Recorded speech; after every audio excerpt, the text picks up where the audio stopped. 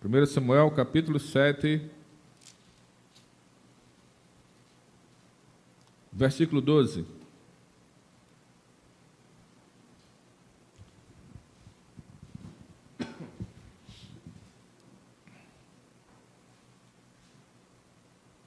Vamos ler juntos então, irmãos? Leiamos.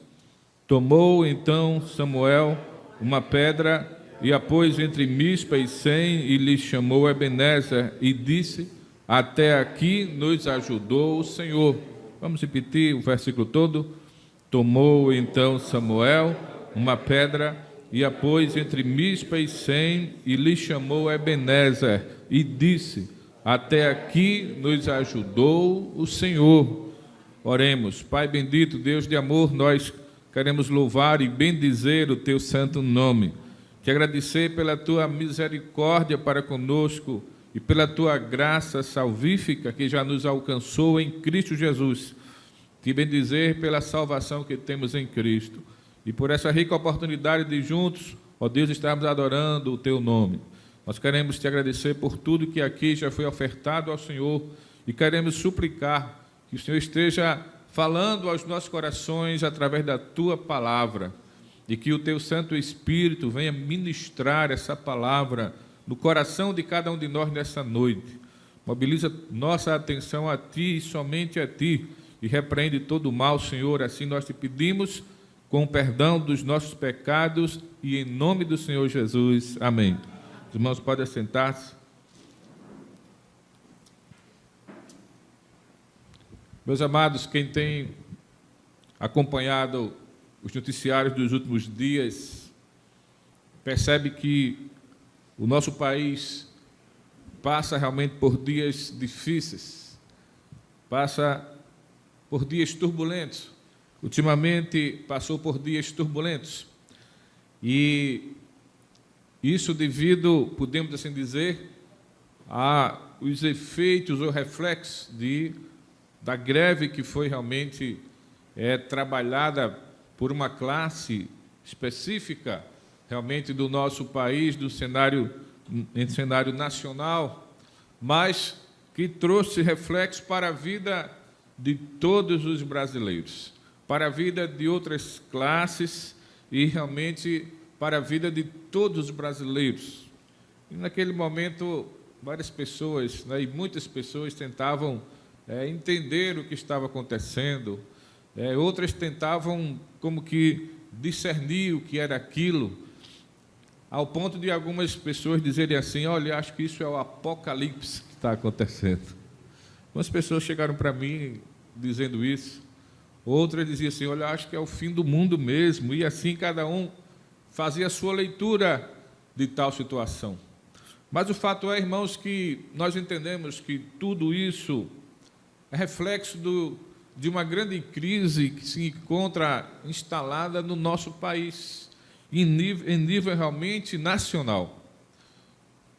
Se nós pararmos e começarmos a prestar bem atenção ao noticiário, quer seja televisivo, quer seja através da mídia em geral, enfim, nós iremos perceber que o nosso país, ele, de fato, estamos falando apenas do nosso país, mas não somente o nosso país, ele está mergulhado numa crise, podemos dizer assim, sem precedência, porque é uma crise que diz respeito às mais diversas esferas da vida do nosso país.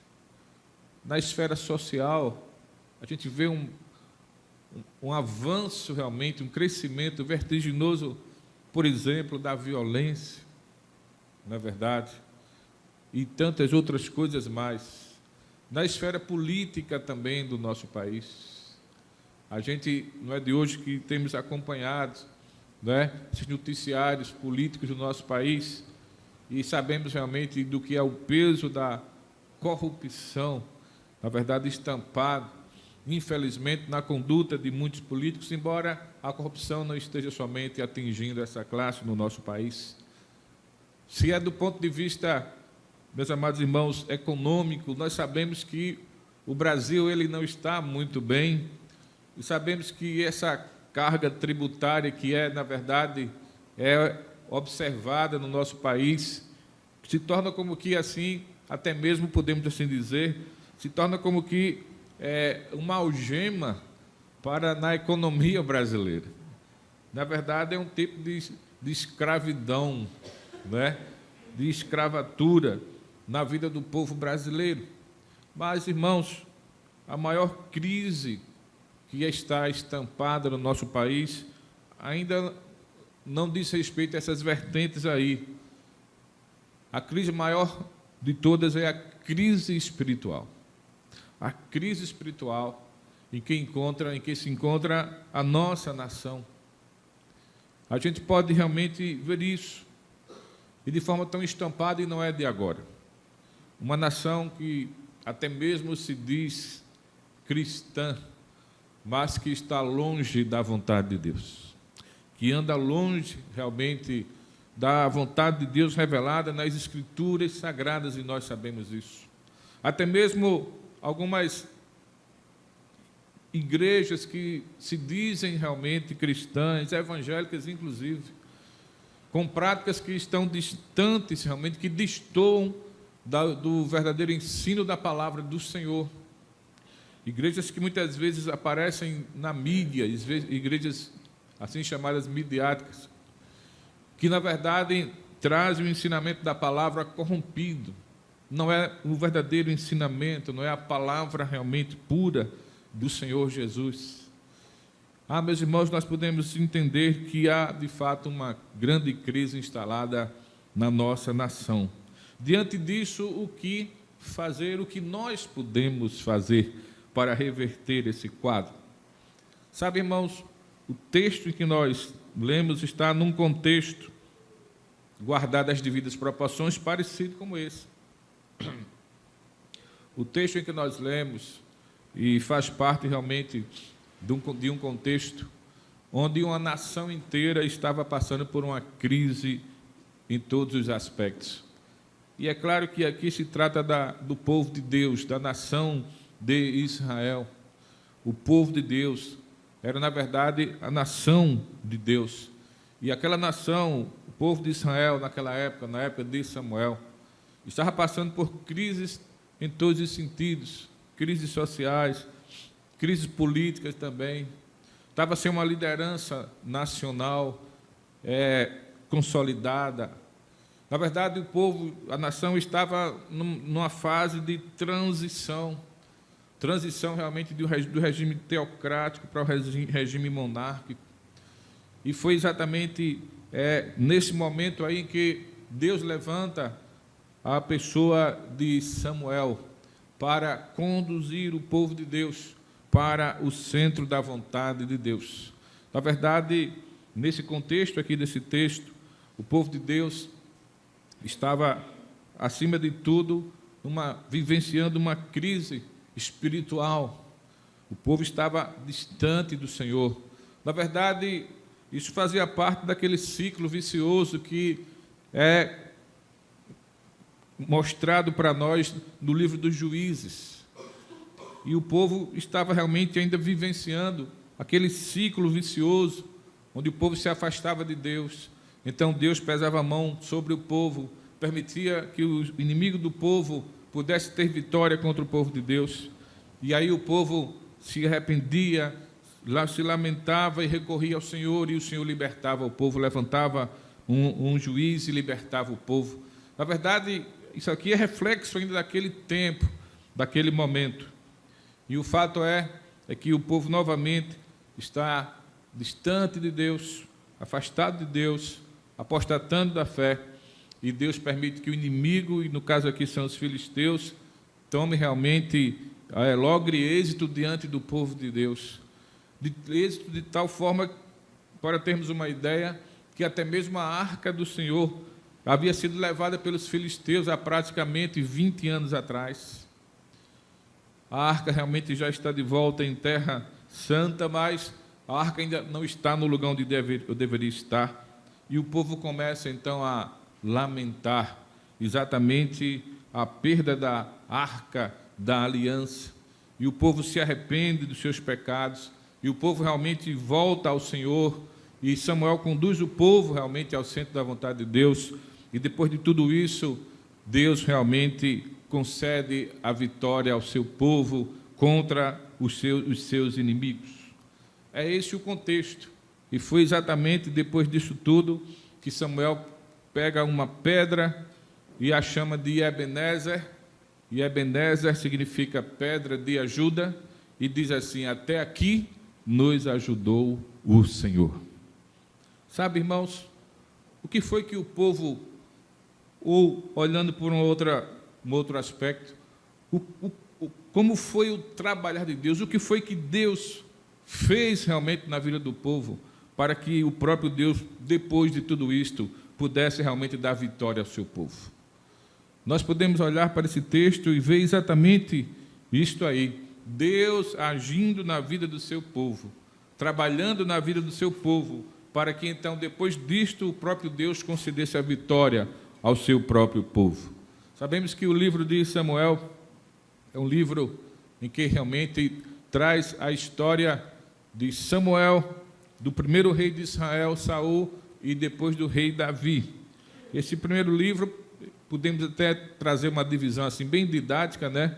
Mostrando que do capítulo 1 ao capítulo de número 7, e o livro fala sobre a história de Samuel, especificamente, não é?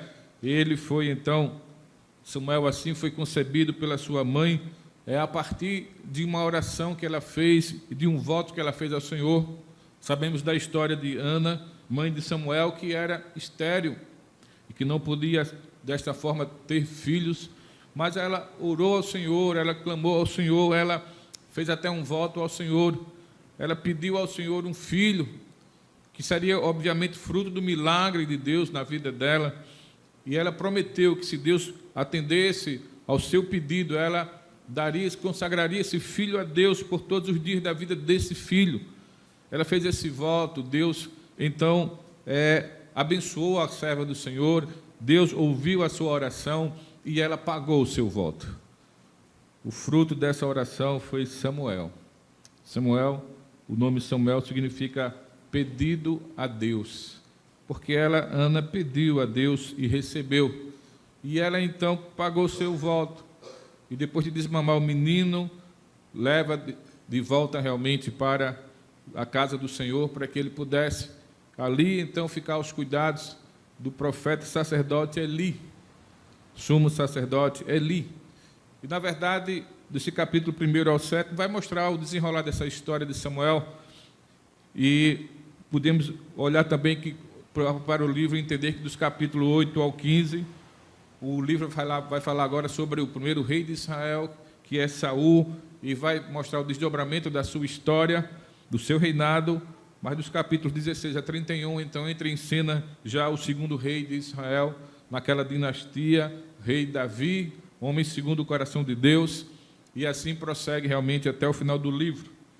Sabe, irmãos, quando Samuel é usado por Deus para liderar o povo e conduzir o povo para o centro da vontade de Deus, e conduzir um povo nesse período realmente de inquietação nacional, nesse período de incerteza nacional, né? Desse período de turbulência nacional, nesse período de transição, como já falamos, da teocracia para a monarquia, quando Deus usa Samuel para conduzir o seu povo durante esse tempo difícil ali, Samuel já estava avançado em idade.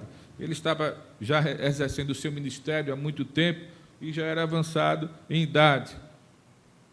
Mas foi exatamente usando Samuel que Deus trouxe o seu povo de volta para o centro da vontade do Senhor.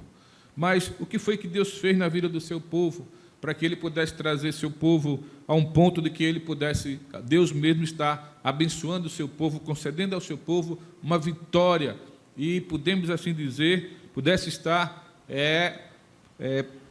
jogando para longe aquela crise generalizada que havia no meio do povo de Deus. O que foi que Deus fez na vida do seu povo? Primeiramente, irmãos, Deus traz o seu povo de volta ao primeiro amor. Como é maravilhoso nós olharmos para a palavra de Deus, para este capítulo, e entender que Deus aqui está trazendo o seu povo de volta à presença dEle, trazendo o seu povo de volta podemos assim dizer, ao primeiro amor. O contexto era exatamente este que já falamos, era um contexto de apostasia, mas o povo começou, na verdade, a lamentar a falta realmente da presença da Arca da Aliança. Nós sabemos que a Arca da Aliança simbolizava e representava a presença de Deus no meio do povo.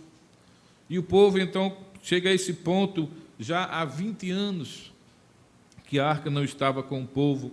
O povo começa, então, a lamentar a ausência da Arca, que simbolizava e representava a presença de Deus. Versículo 2 diz assim: sucedeu que desde aquele dia a arca ficou em Quiriate Jearim, e tantos dias se passaram, que chegaram a 20 anos. E toda a casa de Israel dirigia lamentações ao Senhor. Os filisteus, algum tempo atrás, havia levado a arca para a terra deles, depois de uma batalha, onde eles saíram vitoriosos contra o povo de Deus. E depois de levar a arca para lá, Deus pesou a mão sobre eles, e então eles devolveram a arca realmente para as terras do povo de Deus. E a arca ficou, na verdade, na casa de Abinadab, como diz aqui o versículo 1 desse capítulo. E o povo de Deus começou a lamentar a ausência da arca, porque já fazia 20 anos. Na verdade, irmãos, isso aqui expressa que o povo está, podemos dizer, tendo novamente sede da presença de Deus. O povo está lamentando, o povo está clamando por isso. E no versículo 3 nos diz: falou Samuel a toda a casa de Israel, dizendo: se é de todo o vosso coração que voltais ao Senhor, tirai dentre vós os deuses estranhos e os astarotes, e preparai o coração ao Senhor, e servi a Ele só, e Ele vos livrará das mãos dos filisteus. O versículo 4 diz: então os filhos de Israel tiraram dentre si os Baalins e os astarotes e serviram só ao Senhor. Na verdade, o que Deus está fazendo aqui é que Deus está trazendo o seu povo de volta à sua santa presença. Deus está trazendo o seu povo de volta ao primeiro amor. Sabe, irmãos, e quando Deus faz isso, Deus realmente trabalha no seu povo, para que seu povo, no coração do seu povo, para que seu povo venha se arrepender de todo o coração. No versículo 3, que já lemos, diz: se é de todo o vosso coração que voltais ao Senhor.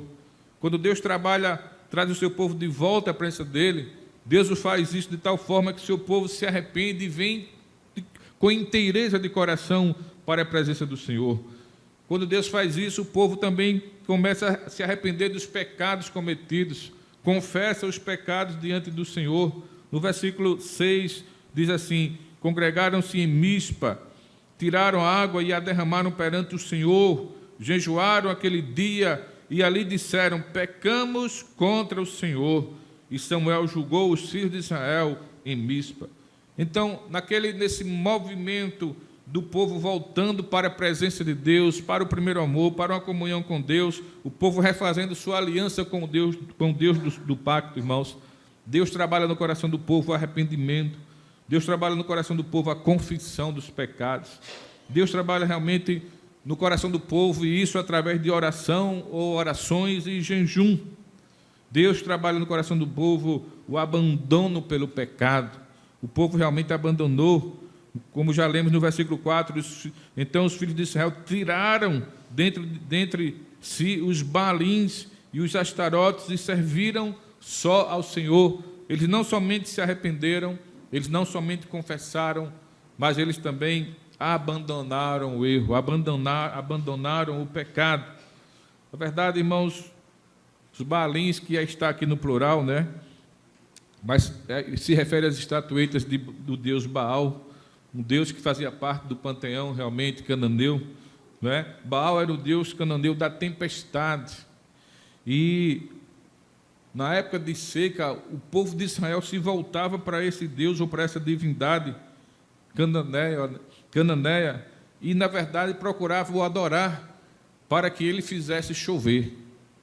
Porque ele era o Deus da tempestade, e quando a chuva realmente caía, e essa era a visão realmente dos idólatras, daqueles que adoravam esse Deus, quando então Baal fazia com que a chuva torrencial descesse, então a chuva fecundava a terra se tornava, na verdade, uma terra fértil, então, e assim o povo que vivia e sobrevivia da agropecuária, então teria realmente uma vida melhor pela frente.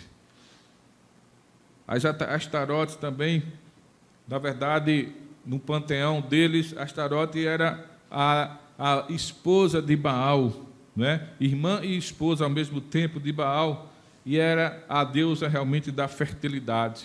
E, meus irmãos, o pior de tudo ainda não era apenas isto, é que nos rituais realmente deles, para agradar esse Deus deles, não é?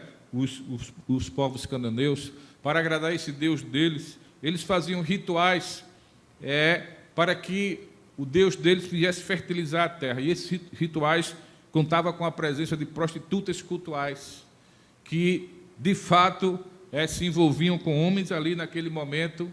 Era uma tremenda promiscuidade, para assim poder agradar esse Deus deles, e ele realmente, o Deus deles, pudesse fazer a terra dar realmente frutos.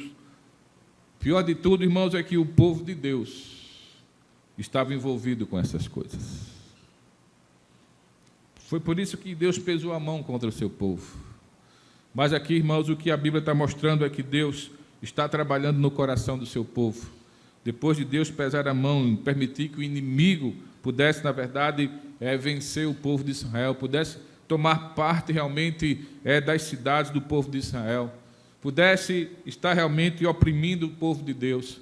Deus agora está trabalhando no coração do seu povo, trazendo o seu povo de volta para a sua presença, trazendo o seu povo de volta à aliança com Ele, trazendo o seu povo de volta ao primeiro amor. E nós podemos, meus irmãos, louvar ao nosso Deus, porque sabemos que isso é fruto da misericórdia do Senhor, isso é fruto da bondade do nosso Deus, isso é fruto da graça do Senhor.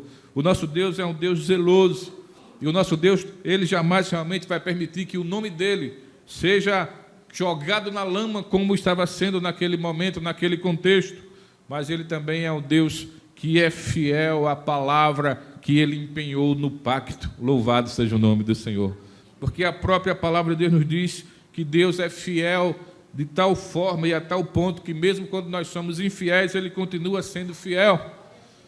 Deus empenhou a sua palavra, irmãos, no pacto. Nós somos o povo do pacto, Cristo é o mediador desse pacto, e Deus não volta atrás na sua palavra. Portanto, embora que momentaneamente Ele venha nos castigar pelos nossos pecados, mas Ele também chegará o dia em que nos trará de volta a sua santa presença. Ele, na verdade, trabalhará em nós o verdadeiro arrependimento. Como diz o apóstolo Paulo, em uma de suas cartas, a tristeza realmente pelo pecado, a tristeza que vem de Deus, é um trabalhar de Deus para que possamos nos arrepender dos nossos pecados e possamos voltar à presença do nosso santo Deus. Deus fez isso na vida do seu povo, tal qual Jesus Cristo realmente expressou através da parábola do filho pródigo, tal qual o filho pródigo que, arrependido depois de sair de casa, depois de não dar ouvido à voz realmente de seu pai, e depois de ter realmente levado uma vida desregrada, depois quando ele já estava realmente vivenciando e amargando, na verdade, as consequências, as duras consequências de tudo isto, ele se arrepende. E no seu arrependimento ele diz: pequei contra o céu e pequei contra o meu pai. E voltou arrependido para a casa do pai, e o pai o recebe de braços abertos, porque ele veio arrependido. Sabe, irmãos, é Deus quem trabalha em nós o verdadeiro arrependimento. E Deus fez isso na vida do seu povo. Antes de Deus realmente abençoar o seu povo, dando vitória contra o seu inimigo, Deus trouxe o seu povo de volta ao primeiro amor. Louvado seja o nome do Senhor por isso. Outra coisa que Deus fez na vida do povo aqui, irmãos, antes realmente de conceder-lhe a vitória contra o inimigo, contra os filisteus, nesse caso, é que Deus, na verdade, trouxe o seu povo de volta à sua presença, mas realmente deu ao seu povo uma lição, para que o seu povo pudesse realmente amadurecer, para que seu povo pudesse realmente viver a religiosidade que Deus estabeleceu para o seu povo de forma, podemos assim dizer, de forma transparente e de forma sincera. Sabe, irmãos, nós temos uma religião, a religião cristã, que está aqui balizada na palavra de Deus. Sabemos que nessa religião existe alguns aspectos que são, podemos dizer, que são práticos e que são externos, e isso tudo faz parte, mas jamais nós podemos vivenciar todos os ritos externos de nossa religiosidade sem que seja com sinceridade de alma e de coração, porque senão não agradaria ao Senhor. E Deus está mostrando isso ao seu povo. Samuel, depois de Deus conceder a vitória ao seu povo, ele tomou aquela pedra e disse assim: Ebenezer, até aqui nos ajudou o Senhor. E nós sabemos que a palavra Ebenezer significa pedra de ajuda. E ele diz assim, coloca a pedra e diz: pedra de ajuda, até aqui nos ajudou o Senhor. Ele a chamou aquela pedra de Ebenezer. Mas, na verdade, Samuel estava querendo, usado por Deus, trazer uma lição para o povo. Mostrar que não é uma religiosidade, a prática de uma religiosidade vazia, apenas de aparência, jamais vai agradar a Deus. Jamais realmente vai fazer com que Deus venha a nos abençoar. Porque foi exatamente lá atrás, há pouco mais de 20 anos atrás, que o povo de Deus foi à luta contra os filisteus, numa região chamada de Ebenezer, que segundo alguns comentaristas bíblicos, uma região que não se sabe exatamente a sua específica localização, mas a Bíblia a chama de Ebenezer. No capítulo 4 desse livro, nos diz que o povo de Deus foi realmente até aquela localidade chamada Ebenezer para lutar contra os filisteus. Capítulo 4, verso 1, veio a palavra de Samuel a todo Israel. Israel saiu à peleja contra os filisteus e se acampou junto a Ebenezer. E os filisteus se acamparam junto a Afeca. Dispuseram-se os filisteus em ordem de batalha para sair de encontro a Israel. E travada a peleja, Israel foi derrotado pelos filisteus. E estes mataram no campo aberto cerca de 4.000 homens. Então, ali em Ebenezer, o povo de Deus perdeu a batalha. E o exército de Israel teve baixa de 4.000 homens. Lá em Ebenezer, o povo havia perdido a batalha. Lá em Ebenezer, o povo havia sido derrotado. Então, o que fez o povo? O povo voltou, o povo de Israel, e o povo pegou a arca da aliança e levou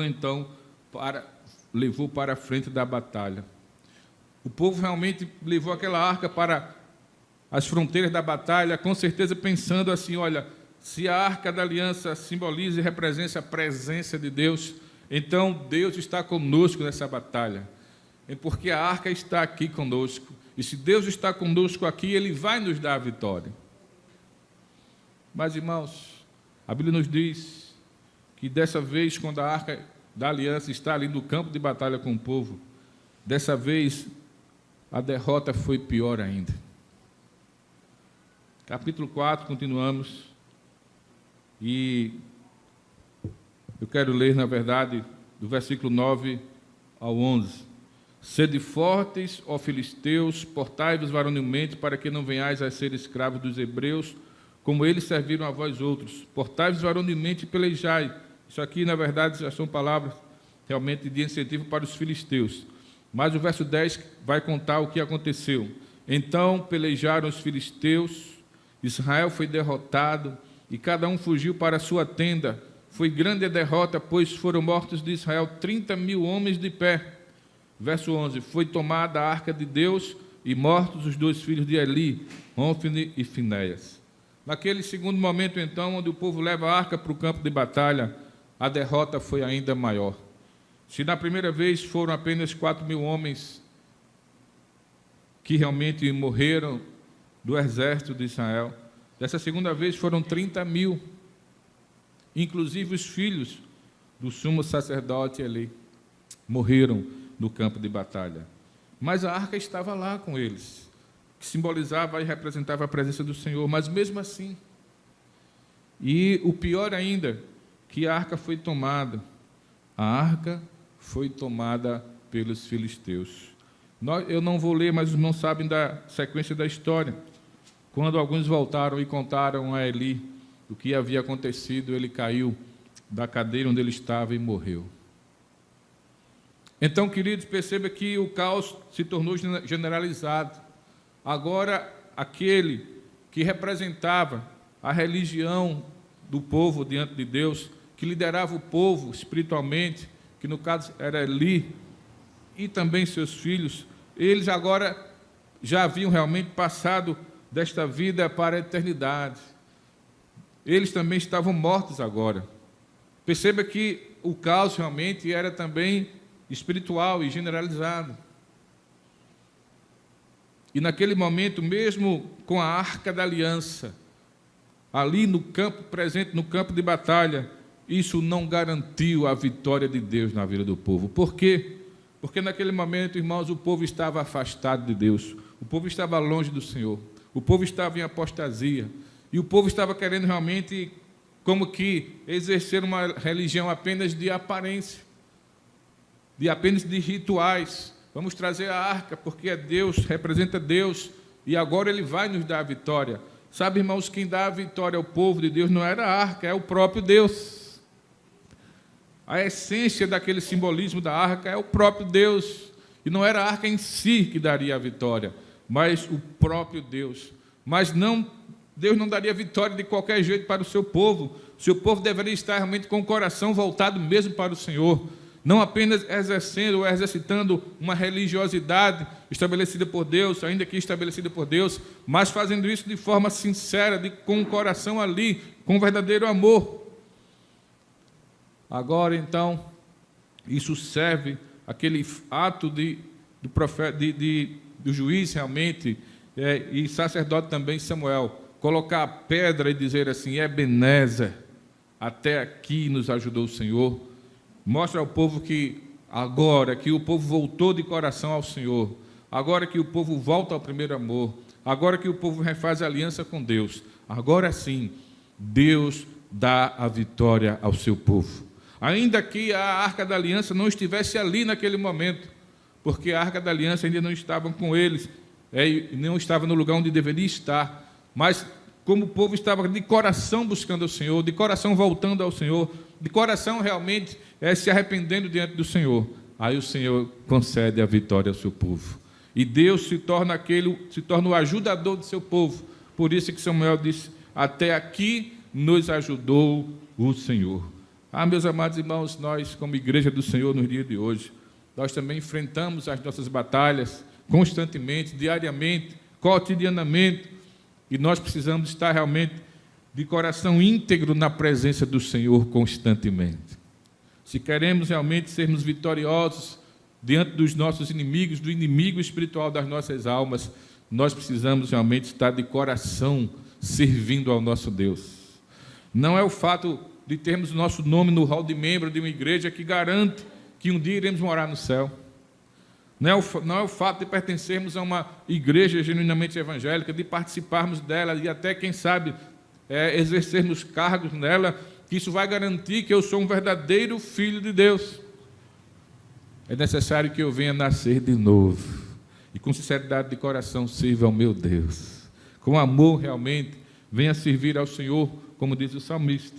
O povo aprendeu essa lição aqui também. O povo entendeu que realmente Deus abençoaria o seu povo, mas se o seu povo tivesse de coração na sua presença e servindo a Ele. E em terceiro e outro lugar, meus irmãos, nós vimos aqui que Deus, para dar a vitória ao seu povo, contra realmente o inimigo do povo ali, os filisteus, Deus primeiramente trouxe o seu povo de volta ao primeiro amor. Depois Deus ensina ao seu povo que a prática cristã, agora aplicando para os nossos dias, deve ser apenas não uma mera aparência, uma mera religiosidade vazia, mas a prática cristã que realmente agrada a Deus é aquela que vem do coração, vem da alma e vem com sinceridade de vida.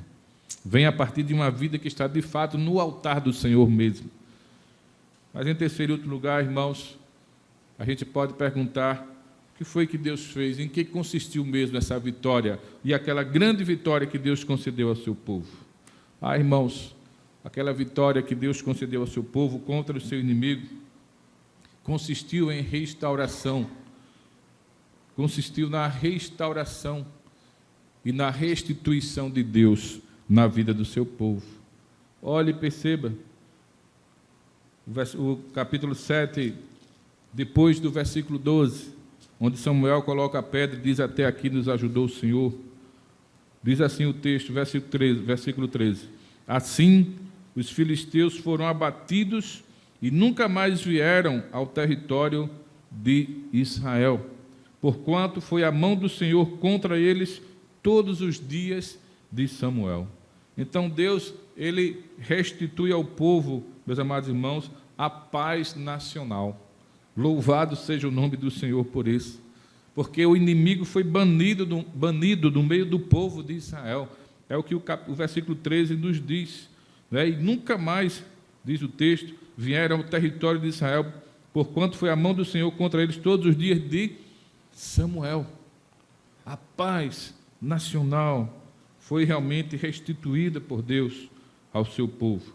Verso 14: as cidades que os filisteus haviam tomado a Israel foram-lhe restituídas, desde Ecrom até Gate, e até os territórios delas arrebatou Israel das mãos dos filisteus, e houve paz entre Israel e os amorreus.